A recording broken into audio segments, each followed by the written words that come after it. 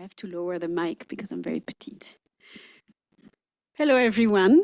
Welcome. My name is Marion Fourcade, and I am the director here at Social Science Matrix, and also running the technology cluster of the Berkeley Economy and Society Initiative. And I am absolutely delighted to welcome you for this lecture by Diane Coyle.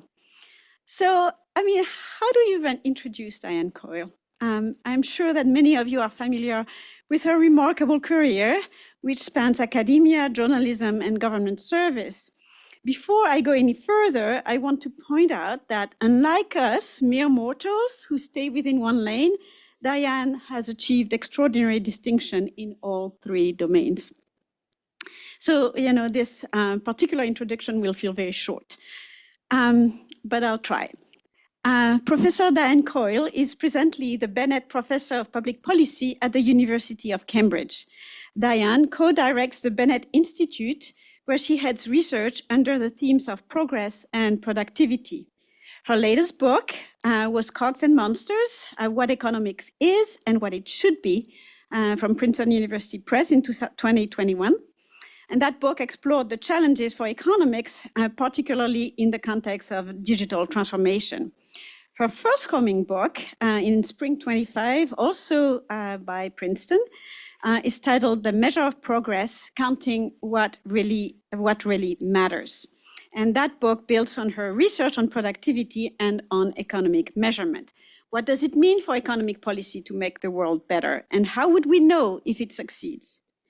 Diane is also a director of the Productivity Institute, a fellow of the Office for National Statistics, and an expert advisor to the National Infrastructure Commission.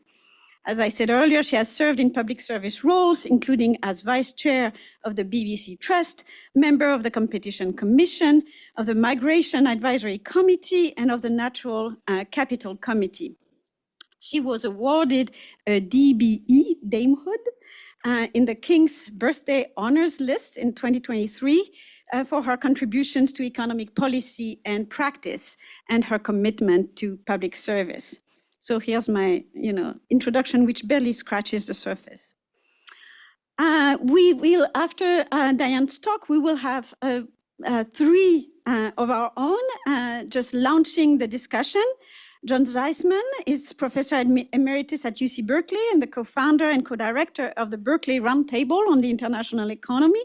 He's been doing ongoing work on the implications of platform and intelligent tools for work, entrepreneurship, and international competition.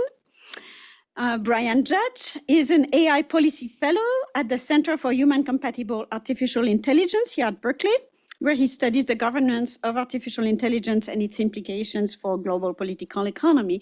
And I should add that one of the next talks we will have is actually by Brian on his recently published book, Democracy in Default. And then finally, Mark Nitzberg is a computer scientist and entrepreneur focused on the effects of AI and related technologies on our society, economy, and democracy. And in addition to serving as director of technology research at BRI, he also serves as executive director of the Center for Human Compatible AI and the head strategic outreach for Berkeley's AI research. So the talk is co-sponsored by CHAI, the Center for Human Compatible AI, and of course by BESI. So thank you very much for being here. And Diane, the floor is yours.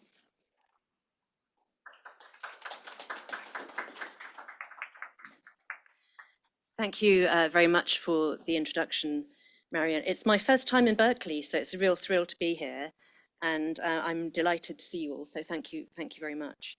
As you heard from the introduction, I've been on too many committees in my career, but the reward was that I got to go into Windsor Castle to get my medal, so that's all worthwhile. I know that often people come to talk about their books. I'm in between two books. One, Cogs and Monsters, came out a few years ago, and its argument was that the digital economy demands change in the discipline of economics, and in particular, it needs to recognize that a lot of the things economists recommend are normative, they're value judgments, they're not technical.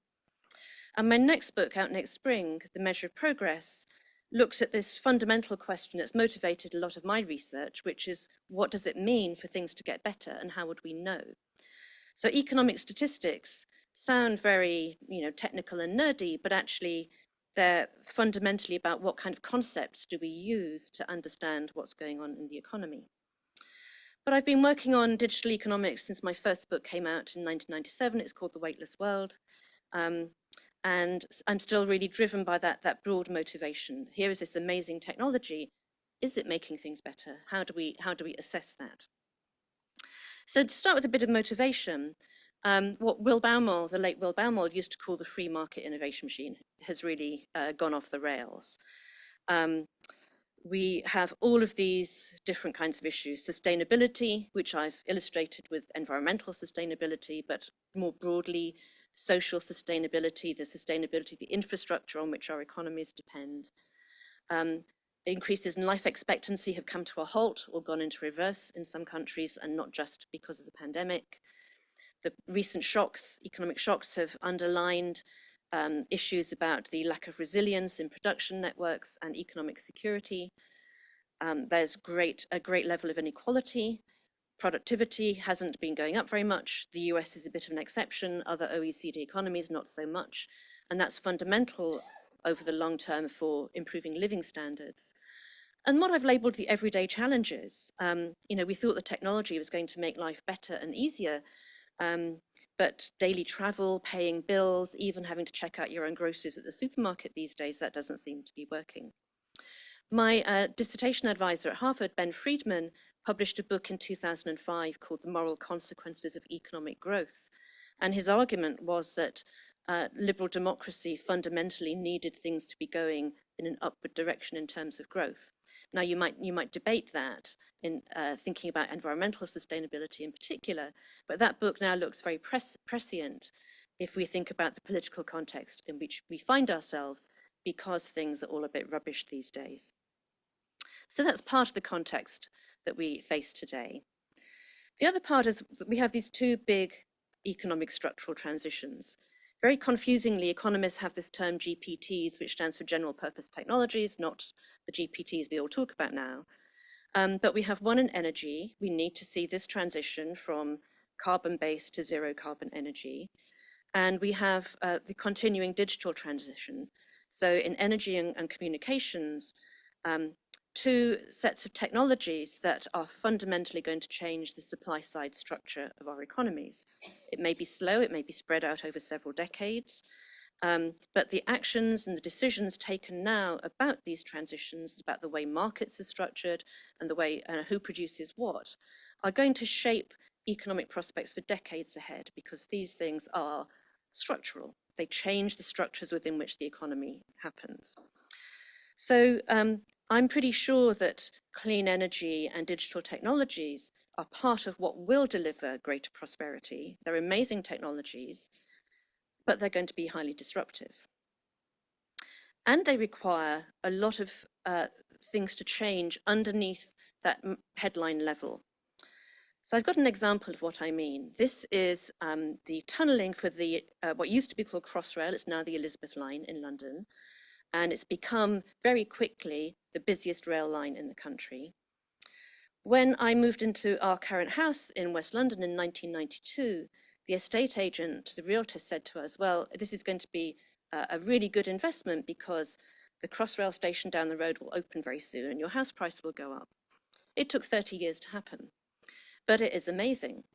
You can see how high-tech it looks just from the image here, and the whole construction process was an end-to-end digital production process, from the blueprints at one end to the sensors that have been sprayed in the concrete of the tunnels now, so that there's real-time information about where the trains are, how they're operating, any faults in the tunnel, the lighting, and so on. So digital technology holds out great promise for productivity gains in construction, and particularly in big projects like this. But it's a microcosm of the kinds of challenges that economies will face in getting productivity out of the technologies. Some of those challenges are technical. For an end-to-end, what's called a digital twin, you need common data standards and protocols. You need agreements about who gets access to what data. And all of that had to be sorted out and isn't yet industry-wide. So it was done for this project, but we need that to happen for all projects. There are also business model and contractual issues because any big construction project has lots and lots of contractors involved, and the gains from smoother operating of the trains, not having to stop so often, not costing passengers lost time and having to refund them their fares, that's captured by the train operating company running on the line. How does the value that's being created get shared in the contractual relationships among the different companies in the supply chain? Well, they sorted it out for this one, but that needs sorting out for the whole industry. And then there's the question about what's the role of the state in this. If you're talking about not just big projects, but structural transitions, those kinds of agreements about standards, about expectations, about capturing value, about upfront financing, are all going to involve the state much more than we've been used to thinking about in the public philosophy about how the economy runs that has prevailed for the last 40 years or so. So you don't get big structural transitions without coordination by somebody, probably the state. So having said that, we would like to think that AI in particular can bring about some productivity gains, but there's a very polarized debate about this. So Daily Star, UK daily tabloid newspaper, it's been very creative with its headlines: psycho robot scumbags, we promise not to kill off humans. So it's really pounced on this idea about the existential threat posed by ChatGPT and other large models. On the other hand, there's a very silver bullet, optimistic kind of approach, which I've illustrated here with a publication from the Tony Blair Institute. It's the research institute set up by our former Prime Minister, and it's advocating AI as a silver bullet, in this case, to transform the state, transform productivity and quality of public services. And so it says here, this is much more than a debate around the margins of tax and spending. It has the potential to transform the costs, functions, and accountability of government. Government's unwieldy, expensive, and slow. AI can save our public services, making them more personalized and human-centric. Well, that would be fantastic. Let's hope that's going to happen. But there are problems, of course. And one problem is in this sheer optimism of the sector itself, the AI industry. And so what I've given you here are some screen grabs from Twitter, as I can't stop calling it, from some pretty influential people in the UK AI world. Matt Clifford is an entrepreneur. He chairs ARIA, which is our low-cost version of DARPA, and has been commissioned by the new government to produce a document about how AI can improve economic growth. That's due out very soon. And the quote here that I've highlighted, the future's indeterminate will be shaped by the agency of a surprisingly small number of extremely driven visionary individuals. I'm sure he's one of them. On the right is an exchange that was a response to a post by a female academic about a new report on which she was a co-author. And you can just read how dripping with sarcasm this is about the idea that you need some kind of democratic legitimacy for the use of AI. And one of these people is works for DeepMind in London, and the other is the head of AI research at ARIA. So there's this kind of culture which makes one question whether the direction that AI is being taken in its application in public services and elsewhere is really focused on how will this technology benefit society broadly. I think this culture is really unhelpful. So to my mind, that prompts several questions. And how do we get away from the polarization of views? How do we get away from the elitist perspective? And in this vast agenda of what we might be thinking about in terms of research and policy, where do we even start? So what I hope we'll get to in the discussion is that I get to pick your brains to help me narrow down some of these questions so that I can do the book after the next book. But for me, there are three kinds of areas. One is about data. AI eats data. And for me, that means we need to think much more carefully about what the data actually tells us. How is it constructed? Where does it come from? What are the biases? So Marianne has co-authored a fantastic book on this, and the economic data is what my next book is all about. So there's some thought going on there. I'm going to go on to talk a bit more about some of the data challenges. What is the economic value of data? Which is a question that policymakers are in urgent need of an answer to because they're trying to make decisions. What is the investment case for spending more on public sector data, or for building what we're calling in Britain a national data library so that people can access the public sector data that's already available? To what extent is the value of large tech companies due to the fact that they've hoarded data in ways that give them monopoly rents? Or is that actually a reflection of the economic value created by the data and the way that they're using it?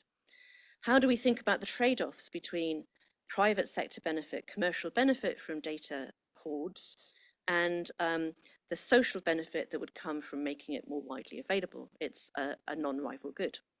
So there's that wedge there. There are remarkably few people trying to put numbers on this question of what's the value, and yet it seems quite fundamental.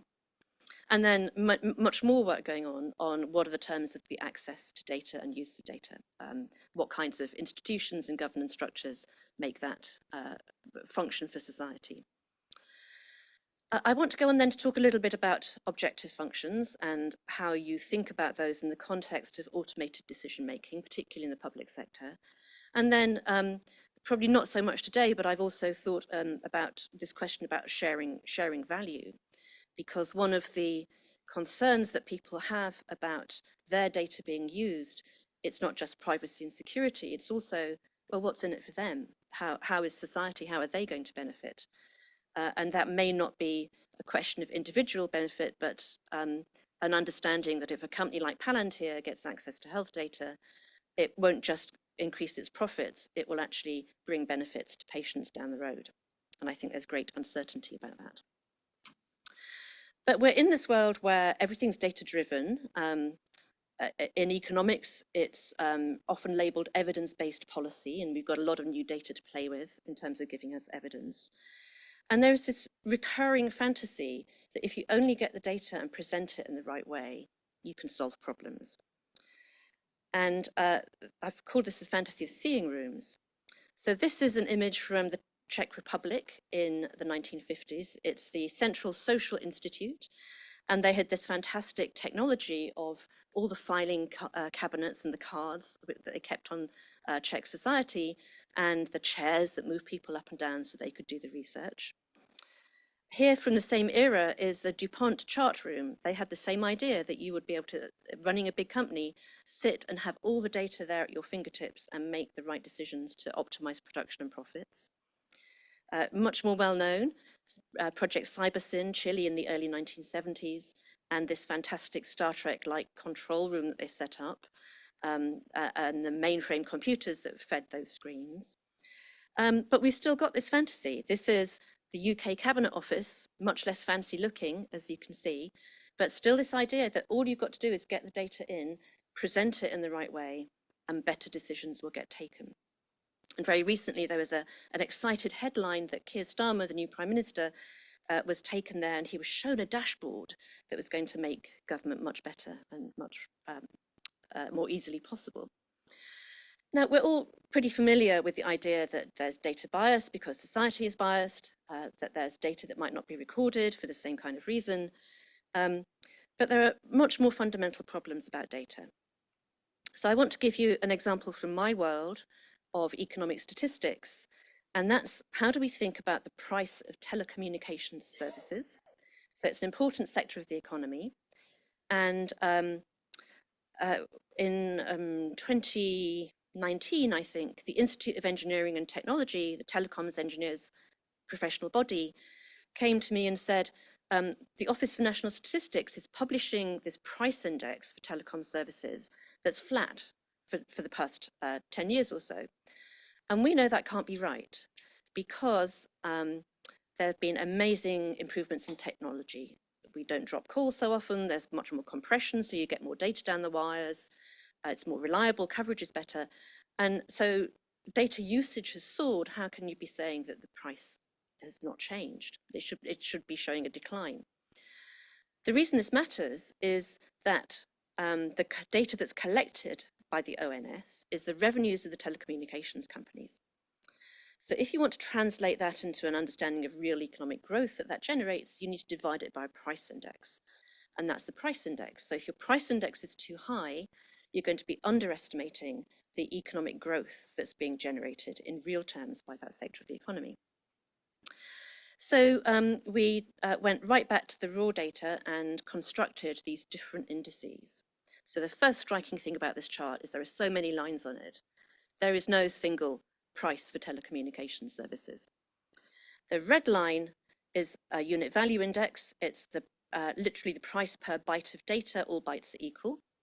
So the difference between the dark line and the red line is a 0% decline and a 90% decline over the 7-year period. That's a big difference. And then in between, we varied what weights we put on different components. So you're looking at SMS messages, voice calls, data services, WhatsApp messages, and so on. So there's a whole range of services.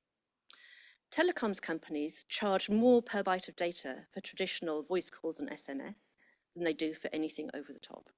And so the revenue weights are telling you that they've got this sort of residual discriminatory power for certain services. So that doesn't seem like the right choice.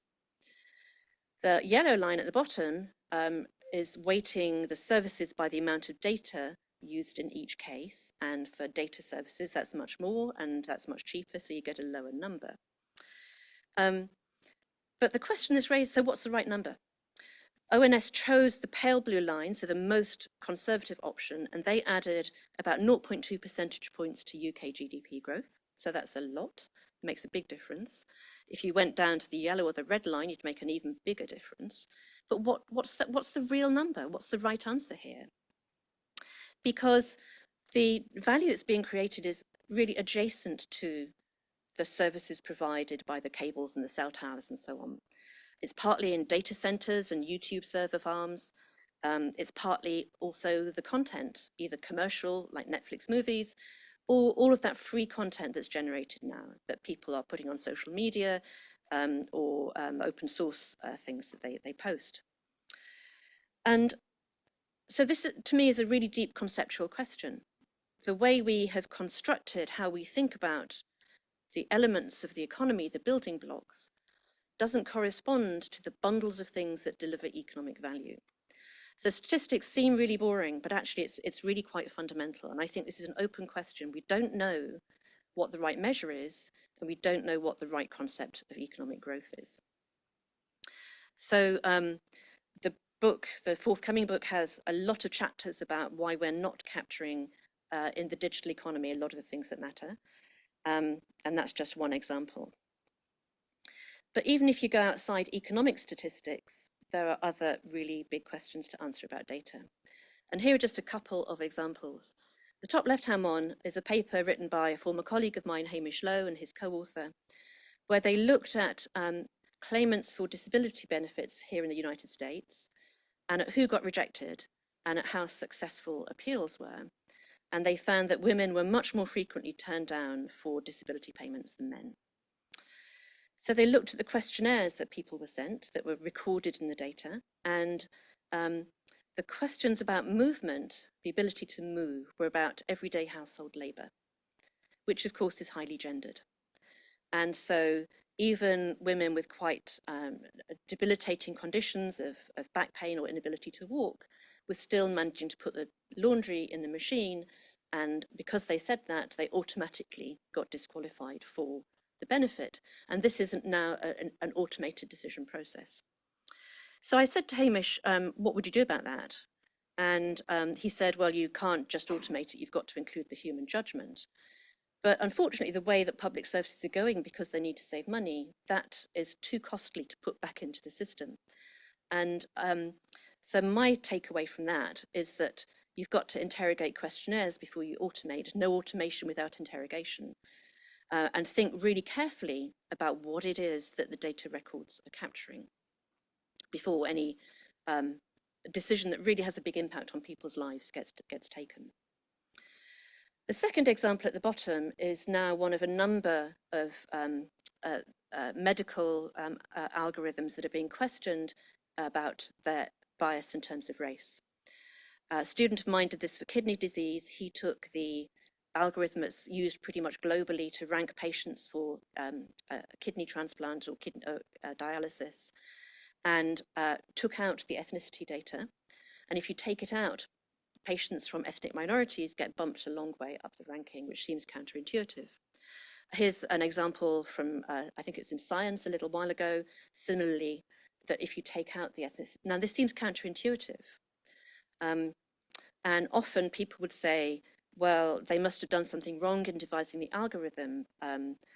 Maybe they conditioned on the wrong variables, or there's some bias in the data that they haven't really understood. I wonder if it's also about the objective functions that are coded into these algorithms, and it's something I'd like to think more about.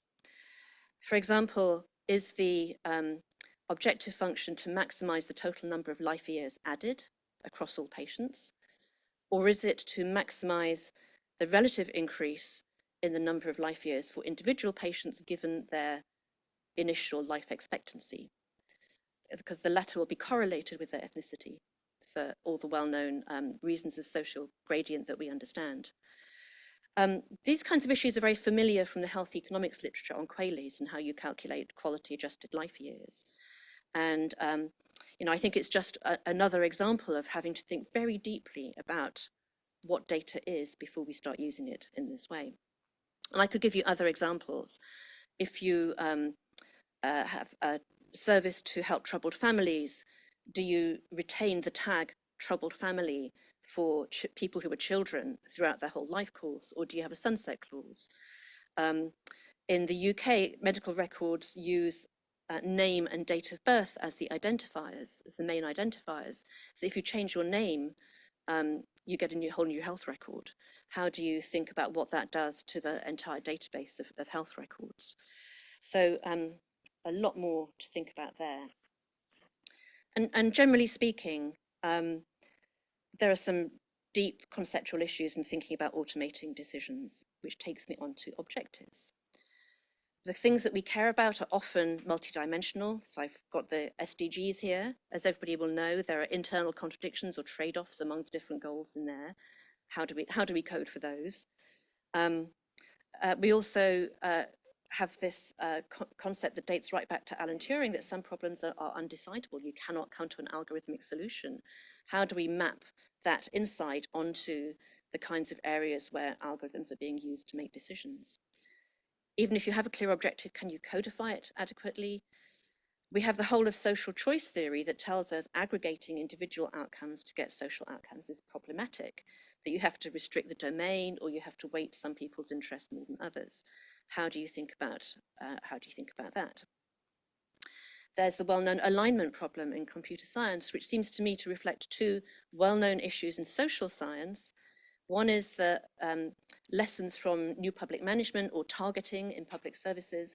If you set people a target and their jobs and promotions depend on it, they will hit that target. They will game it to hit it. Or alternatively, Goodhart's law, that if you set a target, people change their behavior in self-averting ways. So the process crumbles. And there are areas of public life where actually you don't want to clarify things too much. We often call it fudge in politics, and it's got a bad reputation, but it's very important when people disagree about fundamentals, but can agree on intermediate objectives. And in the paper that I wrote with my colleague Adrian, we gave the example of sentencing. People have very conflicting aims in criminal justice. Some favor retribution, you just punish people because they're bad, and the others favor rehabilitation because that gives you better social outcomes. So that they have completely different sets of implications in a fundamental way, but both sets might agree on a sentencing policy that says you get 5 years for burglary. And these are called incompletely theorized agreements, and they are really widespread in public life. So if these are all the problems, and we've got people like the Tony Blair Institute and others saying, let's bring in automated decisions and AI to public services to improve them, how should you think about when AI should be used? So here are some possibilities. Can you define an objective unambiguously? Do you have data that actually measures that objective, or is it missing the target somehow? What about data bias and coverage? What's the impact of the decision going to be? Should you start with areas of life that have a really big, lasting impact on people's lives, or not? Is procedural fairness important? And in some of these areas, it really is, justice in particular. Is the decision-making entity both trustworthy, deserving of trust, and trusted by people? And we know that there's a crisis of trust in public institutions across a lot of the Western world.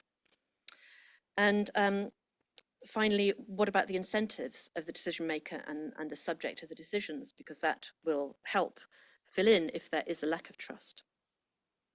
So incentive alignment is interesting. And there are examples of automated decisions where they are aligned and where they're not. So on the left, this seems pretty unproblematic. My bank and I have a mutual interest in them using AI to scan for fraud. Medical scans, the interests are in common. If I were to pay for search, then the incentives of me to get the best results and the search engine to deliver the best results are the same. And on the right-hand side, not so much. So I've given criminal justice examples already. Insurance pricing is one where for private profit and for individuals who are low risk, the use of AI to target groups of individuals ever more finely is a good thing.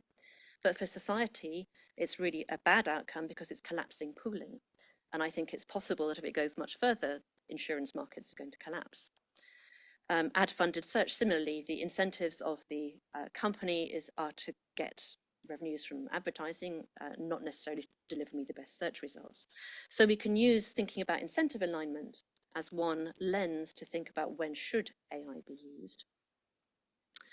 But one of the key themes of Cogs and Monsters is that in the context of these dual transitions, energy, which I've not talked about very much, and digital, economics is becoming unavoidably normative and not a technical subject.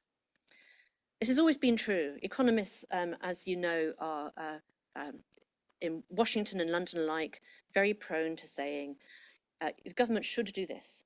So there's absolutely welfare statements, they're normative statements about what should be done, and yet have this self-image of being technical people. And here are just a few quotes, dating back to Lionel Robbins in the 1930s, who was inspired by the positivism of the Vienna Circle, that either things were factual or they were metaphysics and couldn't be talked about. Milton Friedman had the famous distinction between positive and normative. Esther Duflo more recently. Greg Mankiw compared economists to engineers. Keynes compared economists to dentists.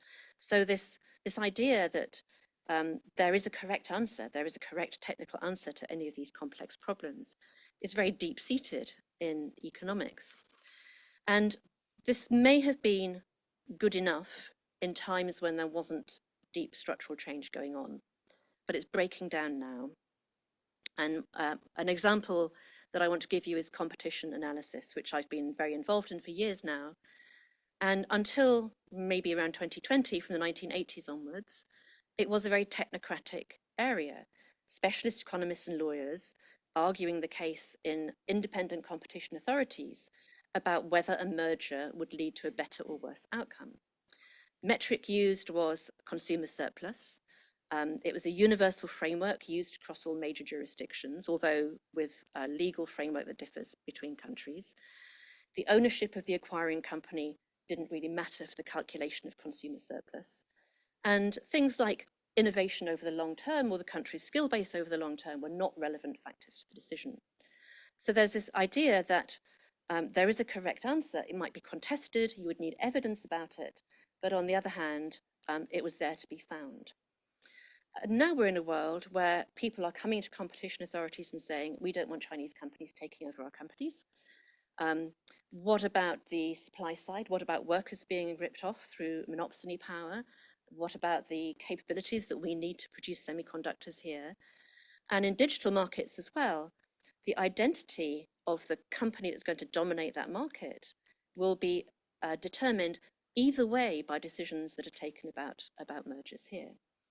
And one example is in 2009 in the UK, the commercial public service broadcasters, including BBC Worldwide, were banned for 5 years from a joint venture to introduce long-form video on a common platform. And that paved the way for Netflix to become the UK's biggest broadcaster. Now, there are good things about that for consumers, but for the supply side of the creative sector, which is 7% of the UK economy, not so good. Now, there are now schools of thought in antitrust policy, which is a clear sign that this has become a political arena. It's not a technocratic arena anymore. And of course, the big tech companies are out there saying, oh, if you regulators, we're going to stop innovating. And we see that across the board. So what was a very technocratic domain has become a very political domain, to the great discomfort of the economists doing that kind of work. So I better start wrapping up. There are lots of areas now where this wedge between what's good for the private sector and leaving it to markets is not good for social outcomes. So we need to start thinking much more about that gap between the two sets of values, but also about what kinds of institutions will deliver for society at the same time as incentivizing growth and innovation. So I've given the competition policy example. One possible remedy is to start mandating some data sharing. And we've done that in banking in the UK. Open data in banking has allowed the fintech sector to thrive and start winning customers from the handful of large banks. But you can think about this across a number of different policy domains that I've given examples of here. We saw it in the financial crisis, where the private profit-seeking behavior of the financial sector undermined systemic stability. We saw it in the pandemic with public health versus privacy. You can see it in a lot of areas of policy. So Econ 101 says, if you have these gaps between private and social value, markets will not give you the best kinds of outcomes. So thinking about the institutions and the accountability frameworks to get better values in this domain are really important. And for me, that means rebooting welfare economics. The main textbooks of welfare economics date to the 1970s. And it's been sort of parked by the discipline ever since. There's this lovely article by Tony Atkinson, 2001, which I'll read out a bit of. Economists, he says, welfare statements are alive and well. Economists make a lot of welfare statements about what should be done. The point of my title is different. The disappearance from economics of discussion of the principles underlying normative statements. The study of welfare judgments is no longer a mainstream subject and is not regarded as an essential part of the economics curriculum. So let me end with a few thoughts from the previous book, Cogs and Monsters, about what needs to change in economics more generally. So if we are making welfare statements, we need to rethink the basis of those. But in any case, the textbook version, and the one that students are taught until they become advanced enough to get on to the more complicated things, is that left-hand list of characteristics. It's the benchmark that any of us who were trained in the past have in our mind, and we introduce what's actually true about the economy as exceptions to that benchmark. And those are the kinds of assumptions that underpin the welfare theorems and are just simply invalid. We've got to change how we approach thinking about the economy from first principles. And I mean, just to wrap up, some of you may have seen a recent essay by Dario Amodei, which he called Machines of Loving Grace. And I'm sure the reference was to this Richard Brautigan poem, interpreted literally, and this is the final stanza. Returned to our mammal brothers and sisters, all watched over by machines of loving grace. Now, the essay makes a very well-argued case for the gains that can come from using large models in AI in certain domains in scientific discovery. And there's one sentence that says, of course, in social contexts, you've got to think about data and objectives, and that's a little bit complicated. And that's it. There's another video essay by the filmmaker Adam Curtis, all watched over by machines of loving grace, which is the dystopian version. So at a time when what people call the neoliberal model, the economistic way of thinking about how to order our society, is breaking down, for all the reasons I showed in that first slide, we're introducing, particularly in public services, automated decision making. We're automating economics, in effect. It's an economistic utilitarianism. And so that's the tension that I want to explore, and I hope we can have a discussion about it now. Thanks very much.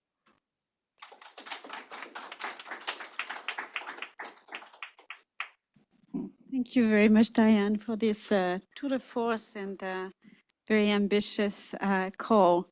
So I'm giving the floor to our three commentators. I mean, if you want to launch the discussion with maybe beginning with one question each, who wants to begin?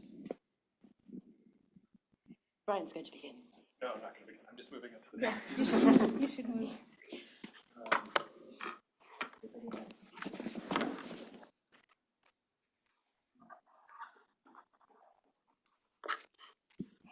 I'm speechless, which is a very bad thing to be the one asking the first question. But I really do feel that that Diane has put words to many ideas that we have been exchanging under our somewhat cloistered world in the AI lab. And I will just share the anecdote of sitting in the colloquium and having one of the graduate students leap up and say, "I've discovered the solution to our social choice problem. I've discovered this fellow named Rawls, and here's what it looks like as a formula." And he writes the formula in a form that can be incorporated into the computer program that is the AI that he's working on. And I think that that gets to the heart of some of what you're talking about here. That that we're bringing the precision of the automated systems to a nuanced world that is changing. So I would just I'm going to share something personal that is not representing the AI lab, and say that I actually think we are headed for an AI winter, because you may recall about a week after ChatGPT came out in November in 2022, the CEO of IBM said, "Well, we're going to cut back our staff now because we expect 30% of our staff to be replaced by this." And I think that sense that, well, we're done now. We see what it looks like and it's done. I think there will be a long period of finding applications in each of the various sectors where it matches, and I think we need to actually have that time, but it will in my view of the future, it will lead to this disappointment with AI. It has not delivered. And in any case, I would like to, if my my time is meant to be asking a question, ask about the concept of objectives and whether there is something that is not such a hard objective where you decide what you're going to measure, and then based on that measure you have a cut and you've achieved your objective, and whether there's some kind of softer version of objectives that we could hope to come up with to be able to use some of this automation in these situations where the world is nuanced. Marion, do you want to get all the questions out? I think that may be the easiest. I want to first of all thank Diane for a deep and rich presentation that raises a whole range of quite fundamental issues. And before I turn to my specific question, I would say many years ago, the notion that there's a rather significant gap between economic theory and economic reality. Giovanni Dossi, who you certainly know, and I were considering writing a book called You've Got to Be Kidding, exactly because that gap is so big that it raises into questions of, can you address how value is created? Can you address how to measure the economy and the like? I think that I want to turn to something you raised at the beginning and sort of bring back to that, which is the AI debate really about an existential threat, or is it about all the gains that are likely to be captured from it? And more specifically, if there's an AI winter in the economy and technology, there's already an AI winter in the debate about AI policy. In other words, most of it is at this point generalized hand-waving and generalized rules, most of which can't really be applied in any effective way. So then the question becomes, how do you think we ought to proceed? I mean, is it something that we should continue this very generalized debate, or might we turn to trying to look at its consequences in particular sectors that are regulated and how regulations need to be adapted to the new realities? Great. So thanks again for such a wonderful talk. And I like Mark feel that the role of a questioner even is a very unhappy one. You just want to sit and think with all of the kind of wonderfully rich material that is just presented. But I guess I wanted to ask about whether or not this question about objective functions perhaps goes even deeper than I think the talk raised. So in a sense that we all know that AI systems are trained on data of all kinds. But that training data is itself suffused with another kind of maximizing logic, right? The maximizing logic of having to live in a profit-seeking, market-based system. So to what extent does that necessarily contour the types of systems that can be produced, and then the types of political decisions that then those systems also produce? And then I would just quickly, another question about these GPTs, that OpenAI had published this paper early on called GPTs or GPTs. And I wonder to what extent that does AI share or not, in your view, the qualities of something like electricity or computing or the internal combustion engine, these other earlier generations of general purpose technologies that seem to inherently have a more kind of collective democratic character than sort of large server farms stacked full of the most complicated objects ever produced by humanity. So just love to hear your thoughts on that. Well, that's quite a broad canvas to start with. So thank you all very much for those comments and questions. Is there a softer version of objectives? I think there's a smaller version rather than a softer version. And I'd be much happier if, rather than saying AI can revolutionize public services, we were told AI is going to be really useful for saving laborious effort in ways that will free up people to do more valuable things. And so rather than using algorithmic decision tools to rank patients for life-saving treatments, we'll be using it to help doctors save time writing letters so they could spend more time with their patients. I would be much happier about it. So I'm not sure that there would be softer objectives, but they would be more contained and less likely to generate that kind of... Maybe I'll use this one.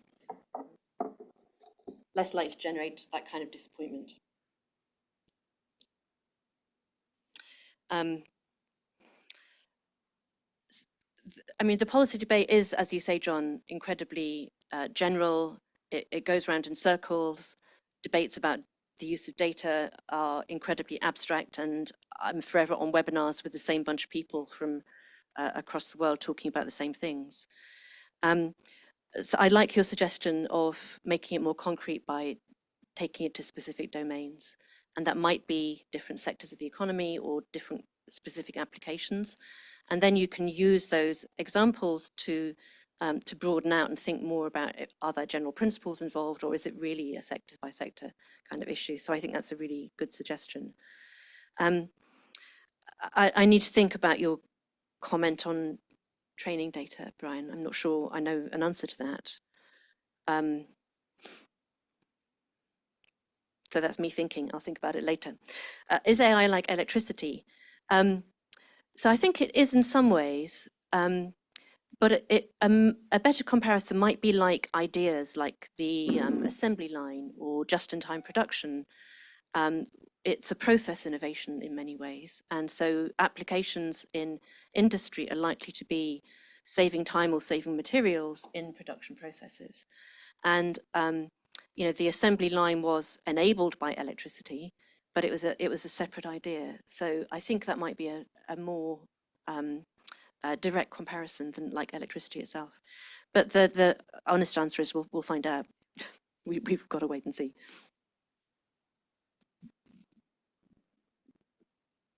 Thank you. So now we will turn to the audience if you have questions. Anybody?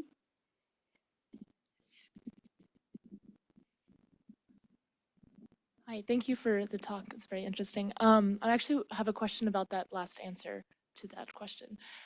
If AI is more like a process innovation, what does that mean for its potential for creating new value rather than just increasing the productivity of other industries? If that question makes sense. It does absolutely make sense. But I guess I think process innovations create new value too. It goes in two stages. One is that you do the same things that you always did, but you do them a little bit faster or a little bit cheaper. And then the second stage is that enables people to think about the quality of or the character of the products and services that they're delivering in different ways. And if you think about something like the just-in-time revolution in manufacturing, the first thing that happened was that it reduced stock levels, it reduced costs for manufacturers, and they could produce faster. But then it facilitated higher quality of all the products because of the ability of workers to stop the production line. They had individual responsibility for the quality. And then for things like personalization, so shorter production runs. So those are additional value, I think. They are genuine new value, not just more profit for the manufacturer. Thank you for the talk. In the flyer that went around before the talk, it mentions that a part of the talk will be touching on how algorithmic decisions automate and amplify the economic style of reasoning. I just want to hear more about it. I don't think it's fully fleshed out in what you presented today. Thank you. Well, sorry for that. And there was a gap between me writing the abstract and preparing the talk. So what I mean by that is that what AI decision systems are doing, machine learning systems are doing, is setting out an objective function and maximizing it or optimizing it. That's exactly what economic models do. And it's a kind of utilitarianism. The aim of the decision process is to deliver that maximum or that optimum value. And they're doing it much faster with bigger data sets and wider scope than economists do. So you could think of one of those Boston Dynamics robots as being a kind of automated economist. So I think there's a very clear parallel between the kind of algebra that economists do in writing down a model and maximizing it and applying it to data, and the kinds of things that machine learning automated decisions are doing. Does that clarify it a little bit? Oh, Diane, it was a great talk. Thank you. I like that you raised questions and said, what should we work on? But you've already worked on many of the questions, which is really helpful. And from reading them, I think that actually the main thing that I think there's several things we need to require for any AI project. And one, as you've mentioned, is transparency. We need to actually know how the machine learning sources, what were they? We need to understand the underlying assumptions that they're using, which shows what values we want, what outcomes we want, why are we even asking the question? And then we need to, I wouldn't even think of them as separate questions, almost as much, they're all part of the same system and what we're trying to learn and know. And so, for example, I think the equity of who benefits is part of any system, but it needs to be built into the algorithm early on. It needs to be part of how we're thinking in terms of setting up the project. We don't set it up and say, oh, well, here's the answer for the public policy. Now let's see if we can make it more equitable. It's like it has to be part of the design in the innovation project. And so I think that finally we need to ask, and this will probably never happen, but I think we ought to ask about replication. Could others be able to replicate this, even if it's done somewhat privately, but can they? And when there are alternative projects going on around the same policy or the same question they're being asked, we need to be able to compare the alternative outcomes and really understand the underlying assumptions once again. But I really value the work you've done because I think you're really heading us in that direction. Oh, and I'm Claire Brown from economics. And Thank you. Well, it's kind of you to say so. I guess, I mean, it would be hard to disagree with you. I think the challenge, though, is that some of those issues are very subtle and are hard to surface. And so, for example, one of the examples I know about is pricing algorithms, automated pricing algorithms online. And they may well start colluding with each other in ways that the companies operating them have absolutely no idea about themselves. And that's an issue that competition authorities are facing now. So I guess part of what I was getting at was how can we think through what needs to be surfaced so that all of the good things that you're talking about can start to happen. I would add to your list redress. If we're going to use machine learning systems in areas that do impact people's lives, then sure, transparency is great, but if it goes wrong, what's the mechanism for them to get it fixed? And what kinds of information are needed to interrogate the decisions?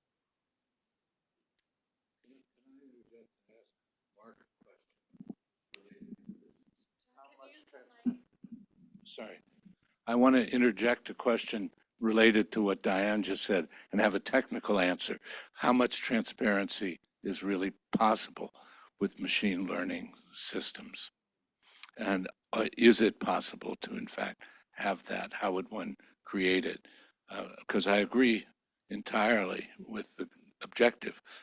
The question is, how easy is it to accomplish it? I have no idea.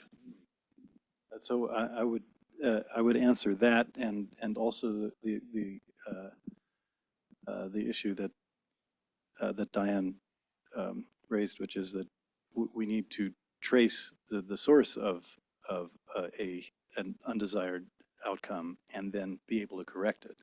And all three of those things, understanding why a system arrived at an outcome and then tracing it to its source and then correcting it, are all very difficult when the system consists of 1 trillion parameters, right? And we're working on that. We're working on two things. One is how we get there with the current systems, and another is how we get the kinds of effectiveness with new systems that are more transparent and more easily corrected.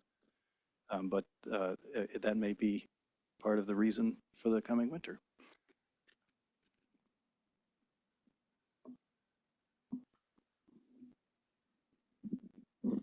Hi, thank you very much for your talk. I have a question about this move from governments or public authorities to make data available. In two places where I do field work, which are France and South Africa, I've seen more specifically in the field of housing and insurance, an increasing move of public authority to release any kind of data. They have cadastral, street layers, energy bills for, energy performance certificates, maps of insurance coverage.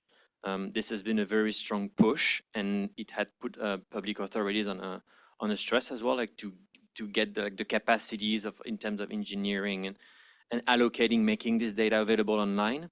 And then I see the same data being now recycled and sold by data brokers in each of these countries. I'm wondering, do you see that as a mechanism of value creation? And if so, then how would you measure that in terms of at a public level, like this new public management and this push of open data? How would you characterize it in terms of good societal outcomes? It's a good question, and there are trade-offs, of course. one of the reasons that I'm interested in trying to put numbers on what's the value of a certain kind of data is that public authorities need to know the investment case because it's costly and takes a lot of effort to produce high quality, consistent data sets over time, and they're starved of funds. So there's a question about how do they pay for that? If they then want to sell it to commercial operators to create value-added services, that's economic growth. I've got no problems with that. I wish they would think about it in more sophisticated ways than they do. So if Google is going to buy up a whole swathe of geospatial data, they should be charged more than a small company that's a startup. So think about the pricing strategy in a more sophisticated way. But there are also some clear trade-offs where you've got to decide that you will sacrifice some commercial interest for public good. One example is transport data in the UK, where the Department for Transport forced bus companies to publish their timetables so that companies like Citymapper could repackage it and make it available for people to use. And the bus companies were very resistant because they were playing this game that they were all operating the same most profitable routes. They wanted to get in just ahead of their rivals, and so they didn't want the information to be public. They lost a little bit of money, but they were still running buses and making a profit. So that's an example where the trade-off was pretty clear that making it publicly available was valuable. But I mean, I think it's easy enough to state the trade-offs in the abstract, but we need some numbers around it. And there are just not many people thinking about what the numbers are. Or, if you're ordering a survey, what should you charge Google for your data?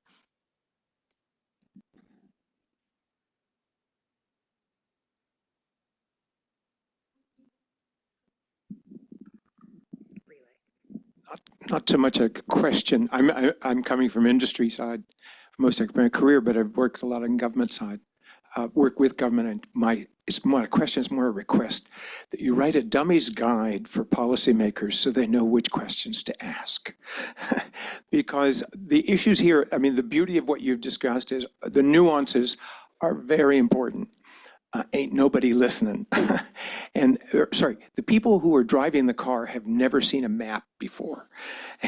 And my hope is that you, just as a request, I work a little bit with Cambridge on some other stuff, but that piece is almost always missing, which is what's the dummy's guide to get people started so they at least know that you don't have to spend all your time talking about that. You can actually help solve the problem. Yeah, I agree that there are pockets of real knowledge in government, but they're not very widespread. They're carefully hidden and usually subverted. We're going to set up a master's in digital policy to try to address the gap. Thank you so much for the wonderful talk, and I am so taken by your the elective affinity that you point out to between machine learning and economics, and indeed many of the chai talks that you would go to would be about how to use game theory, to design some sort of system or to think about some sort of objective. So it's it is embedded in the everyday practice of computer scientists. But you also said something that's really important. You said, and I quote, markets won't give you the best outcomes. And I am always struck by the fact that in the conversation around AI and AI systems, and we seem to have abandoned the idea of a public option. This is something, the European Commission has spent, years working on, how to have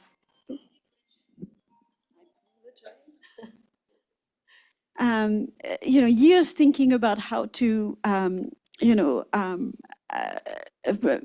have algorithms that are safer and so on and so forth. But the idea that somehow the state could be the entity running these systems is actually something that's completely outside of the imagination. And I want to point it out because a lot of this is about, if you think, for instance, just if you take the domain of misinformation, for instance, in the 1930s, there were the same kinds of worries about radio and then we created these big public monopolies in practically, every country, and some of them are still surviving and still alive, the BBC and so on.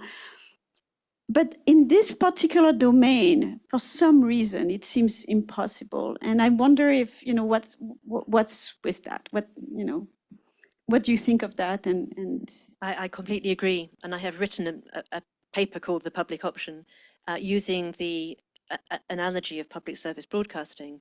What's important about it is that you get a different business model. In social media, the hunt for clicks and the fact that everybody has the same business model is clearly damaging in terms of misinformation and things that go viral. So if you have a different business model, you have somebody who's competing on a different set of incentives and a different set of outcomes. So in broadcasting, it's not the most popular things that matter, it's that you also do high quality local dramas. And the commercial competitors have to match that in some sense, so the quality of the whole lot improves. Why it's unthinkable in this domain? Partly, I think it's just so big now. The BBC was set up as an industrial policy in the 1920s to compete with RCA, to make sure it wasn't just that one American company that was going to dominate the market. But I think governments are now quite daunted by the scale of investment that would be needed. And so for AI, the talk has been not about should one country do it, but should there be some kind of international collaboration to do it. Apart from that, I guess my only thought is that it's just so far outside what public philosophy about how to run things has been.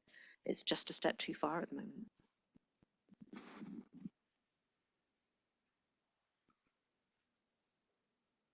Well, this isn't a very sophisticated question, but one thing that's happened, I've noticed, and I can see AI being applied to it, is if you call a company, you get into a phone tree, and you can't get anyone. And if you run into a problem, nobody will respond, and you are stuck with the problem because of the phone tree. Now, this is also true like with legislators. Like in California, I might call or email or write to Sacramento, just disappears into the void. So I'm picturing AI as being a substitute for human interaction because, well, we have this formula, it's very sophisticated. Why should I have to listen to you? So, there will be this indifference to the human factor, to making actual decisions face to face to people, because we have a machine that will do this and keep you at a distance, because it is actually quite normal for people not to want to do their job, to just say, I'm on lunch, I get paid this salary, why should I work? I'm just picturing sort of a pretty dark scenario where AI will be the only answer, and it won't actually address anything you're actually saying, but only what they want to talk about, right? Well, I think your question or comment goes to partly to the incentives of companies. And this is something that predates AI, the kind of voicemail trees that you're talking about. We had those before we had ChatGPT. And that's because companies have got market power and they don't need to deliver the kind of quality customer service, and they can economize on human agents to answer you, so they automate it. And that's one of the frictions of daily life. Technology should have fixed it, but actually it's made it worse. There's actually some quite a bit of research now showing that chatbots are more empathetic than humans on the phone. And there was an example in Canada. Air Canada has a policy of not giving people refunds for certain kinds of emergencies, but the chatbot gave a refund to somebody who had to attend a funeral and wanted the money for the flight back. And the court decided that what the chatbot said had to be company policy. The company, Air Canada, was responsible for that. So the chatbot had set actually a more human policy than the corporation itself. So there's the technology on the one hand, and there's the corporate incentives on the other hand. And I think we know we've got a problem with big corporations as well. The people in the government, the bureaucracy, is not very interested in bestirring themselves. And here's a great excuse not to. We have a very sophisticated machine.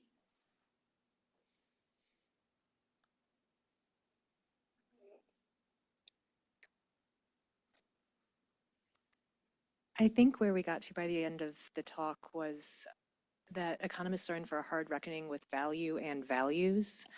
But I'd like to go back to your observation about sort of the two different sides of AI boosterism, or just simply an embrace of AI at this point.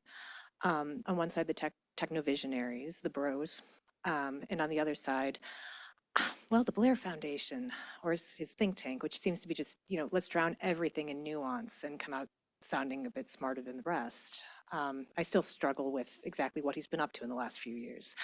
But I just wanted to get your thoughts then on what the AI boosters then have to say about society and the economy.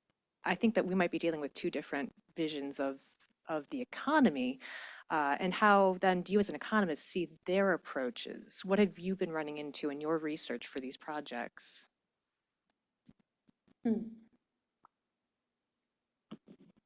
it's a good question. I hadn't put the two sides together before. I don't know. I need to think about it.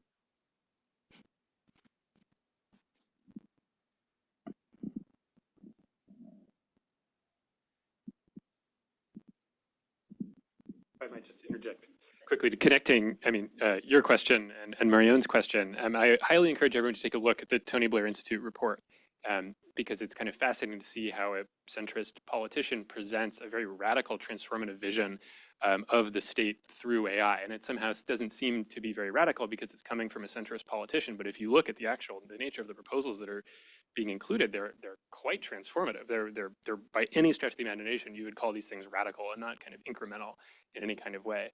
And so to Marion's question of why the public option seems to be nowhere countenanced is because nowhere in that Tony Blair Institute document is there the notion that somehow the British state would be up to doing something like that, because there's a recognition that it has been so innervated, and it's not just true of Britain, I think this is true more broadly, that after 4 decades of underinvestment and just kind of general ideological denigration of various kinds, the idea that the state could be in a position to implement these solutions, and I think this gets to the point that you just raised as well, which is because everything has been cut back to the bone, there's no choice except to look to an external vendor. And who are the external vendors? Oh, they just happen to be the largest and most profitable companies in the history of global capitalism. And I don't think that's incidental or accidental. So I like that, but that implies that we're in a situation where the market's not working for us and the state's not working for us, and it's a difficult political moment then.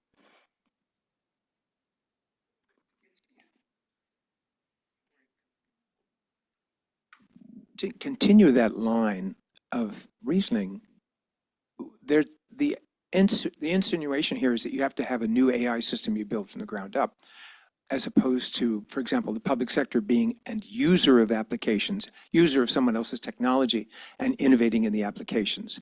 To the extent you haven't really separated the two, I think have you looked at that? I mean, that seems to be where the impact is the problem we all have with Google is everything's trying to get me to buy stuff, right? And yes, if I use their work for something else, it's going to bastardize my results a little bit for what I'm trying to achieve in policy, but it's better than not having a good application. So that's an interesting thought. When I think about what's the boundary between what the state ought to do for itself and what can it safely buy in, I go to analogies, as John was saying earlier about, let's take some concrete examples. And should people have use more private health services in the UK or rely on the National Health Service for everything highly contentious? Well, we don't mind the NHS buying in its bandages, because it's easy to monitor the quality, they're very standardized, you know what you're getting. So I think about it in terms of what's easy to monitor, what can you contract safely, and thinking about that as the dividing line between what needs to be invented by the state and what can it safely buy in. Seems to me you could carry that over, but I haven't done it, and I will go away and think about it.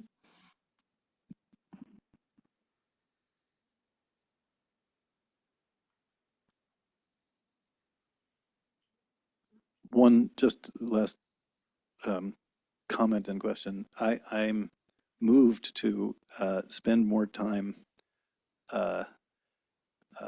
following what you're doing in what we're doing, and I think we'll be in touch. Thank you so much for the directions that you're taking. I would actually second the suggestion that we on the technical side would benefit from the kind of the kind of beginner's guide to economics, right? And there may be a simple way to point us to introductory texts, but I think we have a lot of people who are working on the technology who need the vocabulary that is underlying all that you've been working on. In light of what Diane has said, the problem with most introductory economic textbooks is they embed that gap between economic theory and economic reality. And so what we really need is a Diane Coyle and Friends version of how to pose those questions. I think because in fact you hand the standard Economics 1 textbook and we'll go back around in circles, a doom loop. But I don't know if there's, Diane, whether you would agree with that or not. I would. Economic textbooks are very disappointing. I worked on one called The Core Economy, which is better than many because it incorporates power struggles in the world and economic history and so on. But it doesn't actually address some of the preoccupations I have about thinking fundamentally about state and market and what should they do. If I could plug another of my books, I've got one called Market, State and People, which does touch on some of these things, but not in the context of AI specifically. So I'll think about the beginner's guide. Okay, so if we're out of questions, that was a very rich discussion. Thank you so much. We are really delighted to have had you, and thank you to to Brian, to Mark, and to John for asking the first questions and getting us launched into the discussion. And hope you enjoy the rest of your stay in California. Thank you.